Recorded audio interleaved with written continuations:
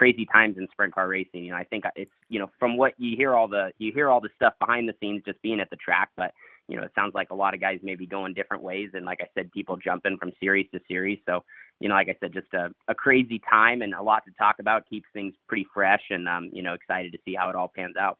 Yeah, and I would also you know, add on to that, you know, it's a situation where this two national series deal, I think it's added a lot of dynamics, you know, to even the silly season in itself, because then it's like, okay, where's the guy going? Where's he? Which, you know, even with this, I guess we can reference this Peck, Book, Pursley situation, you know, the rumor now, I mean, even freaking Chase Robin on his videos saying, you know, Peck to CJB in the 5 car. It's like, and the CJB 5 car is going to Outlaws. That's the rumor. And it's like silly season is somewhat amplified with the addition of the two series.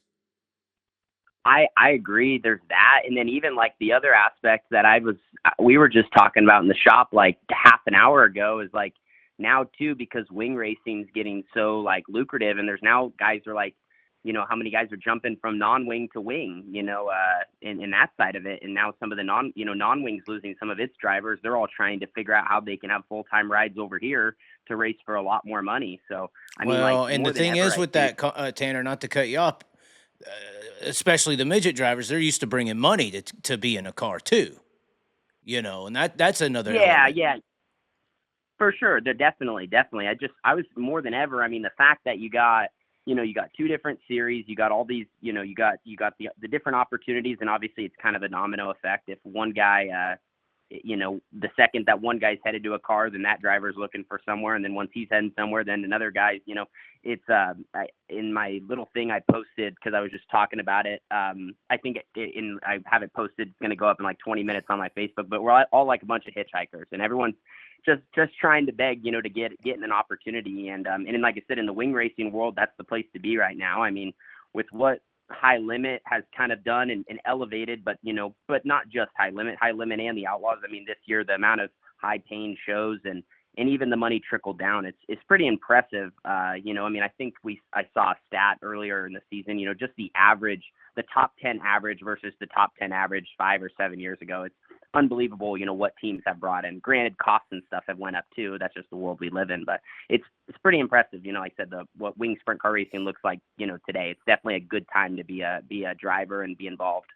Well, and I was saying, you know, it could be good to be a driver, but I was saying in my reaction to the situation is, you know, obviously this charter system with high limits going to give a little bit more security to the team owners, you know, by being a part of a series, some kind of revenue stream. I mean, this is kind of an imaginary thing. Everybody's kind of said it's like we don't know what the number is, but it is some kind of affiliation and security with a team, or with the team and the series.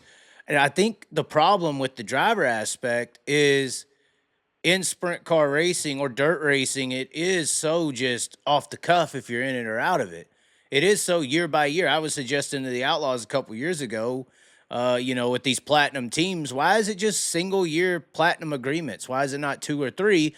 Obviously, High Limit has went the next level, went to a charter system. So it's like you're a part of it. It's not year to year. It's like you're in it. But the drivers, they're not in multi-year contracts like your NASCAR or your NFL or anything like that. It could be 6 months or a month. You know, there's no real job security in the situation. It seems like for the driver.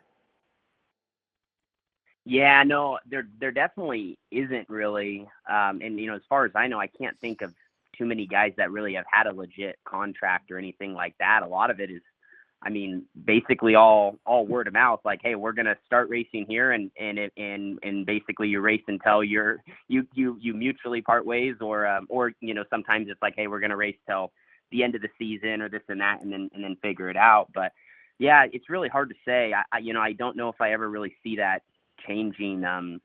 You know, too much maybe. I don't know. Like, you know, I feel like we're different probably compared to the NASCAR route and stuff. Is you know, these cars definitely have, you know, they have recognition and whatnot, a brand recognition, but, you know, like in NASCAR, obviously sometimes drivers are tied to sponsors and tied to teams. And I feel like we definitely have less of that. And then that, you know, that just makes it to where drivers they're more of just a moving piece of the puzzle, and seeing how things click and not. And that's a lot of the game, is obviously just, some guys, they get in a team and it's all good stuff and everything. But if you just don't mesh with all the right people, or, driver's happy and how he feels, then, things like you said, it could be 1 month and he's down the road to the next, and he goes with another operation that's all, similar good stuff and whatnot, but hey, it just gels, and then, they're winning a bunch of races. So it's a really weird deal, and it's all, I always say sprint car racing is just all combinations and stuff. But back to kind of on the topic of the charters and all that, I mean, that will also be another factor on how this all plays out. I mean, like I said, they said a lot of good things, and I think it could be a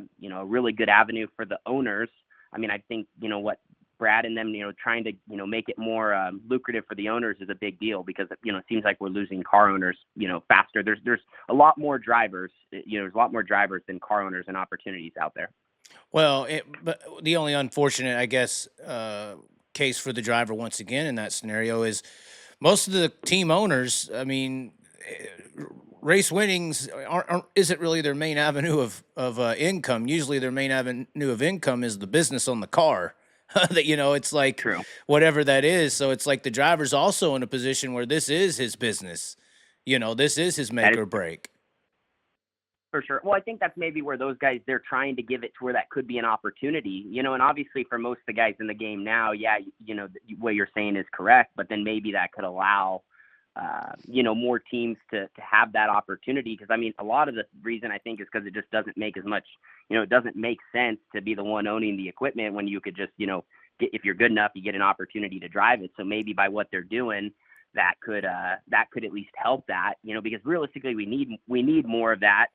That's why now, like, you hear them talk, or in the midget world, or, how guys now are bringing a lot more money, because it just doesn't make sense to be the one to own the equipment. But, if you have some of the funding, you just bring it, then you don't have to deal with all the headache, I guess you could say, of owning it and going up and down the road and washing the maintenance, whatever. That's, like I said, that's almost his own thing. But, yeah, I don't know. I feel like that's the good part. I mean, obviously we don't know how that's all going to play out, but at least if it is a positive, and, I mean, I think Rodman had said something, just said how lucrative it's going to be, no matter if you're the champion or even if, the guy's down the line, then, hey, then maybe it makes more sense for the car owners and they can make money. And then maybe that, that can trickle down to, it just grows the sport. And I think if it grows the sport, then the drivers are going to reap the benefits too.